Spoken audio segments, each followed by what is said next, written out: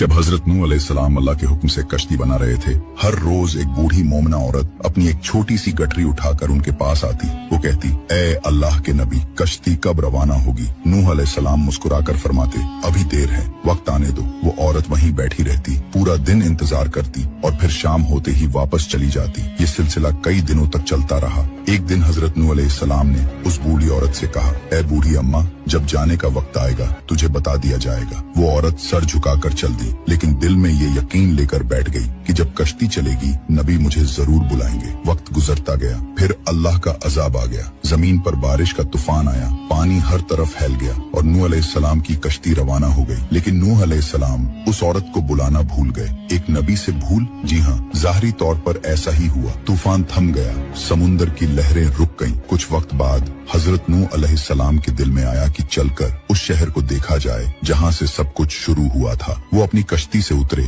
और शहर की तरफ चले। जब शहर पहुँचे तो देखा हर तरफ वीरानी थी, तबाही थी, मगर एक कोने में एक झोपड़ी से रोशनी आ रही थी। एक दिया जल रहा था। नूह अलैहिस्सलाम हैरान हुए, इतना बड़ा तूफान आया, सब कुछ डूब गया, लेकिन ये दिया कैसे जल रहा है? उन्होंने जोर से अल्लाहू अकबर की तकबीर लगाई। झोपड़ी का पर्दा उठा। वही बूढ़ी औरत गठरी उठाए बाहर आई और बड़ी मासूमियत से बोली, या नबी अल्लाह, क्या कश्ती अब तैयार है? चले। नूह अलैहिस्सलाम की आंखें हैरत से फैल गईं। उन्होंने कहा, ए बूढ़ी अम्मा, तुझे कुछ भी पता नहीं चला? बूढ़ी औरत ने सादा दिली से जवाब दिया, क्या नहीं पता चला या नबी अल्लाह? नूह अलैहिस्सलाम बोले, इतना बड़ा तूफान आया, दुनिया डूब गई, बारिशें बरसी, लोगों पर अजाब आ गया और तुझे कुछ खबर नहीं? वो औरत बड़ी सादगी से बोली, या नबी अल्लाह, एक दिन बादल कुछ गरजे थे और हल्की सी फुहार पड़ी थी, बस। नूह अलैहिस्सलाम ने आसमान की तरफ देखा और कहा, ए मेरे रब, ये क्या माजरा है? तब अल्लाह ताला ने हजरत नूह अलैहिस्सलाम पर वही नाजिल फरमाई,